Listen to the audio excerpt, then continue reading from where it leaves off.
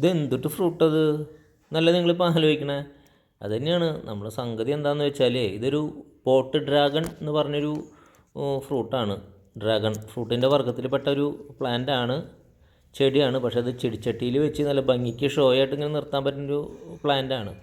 അപ്പോൾ അതിൻ്റെ മുകളിൽ ഫ്രൂട്ട് ഉണ്ടായിട്ടുണ്ട്. നമുക്കതൊന്ന് ടേസ്റ്റ് ചെയ്ത് നോക്കാം.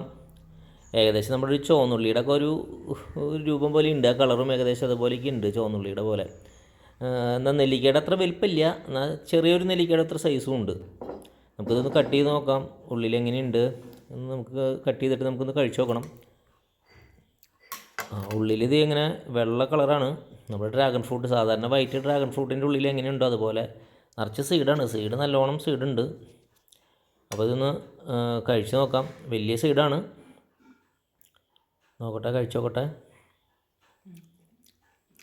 മധുരം തീരില്ല കേട്ടോ. ഒരു ചെറിയൊരു ലൈറ്റ് മധുരം. മധുരം ഉണ്ടോ എന്ന് ചോദിച്ചാൽ മധുരം ഉണ്ട്, ഇല്ലയെന്ന് ചോദിച്ചാൽ ഇല്ല. അങ്ങനത്തെ ഒരു ഫ്രൂട്ടാണ്.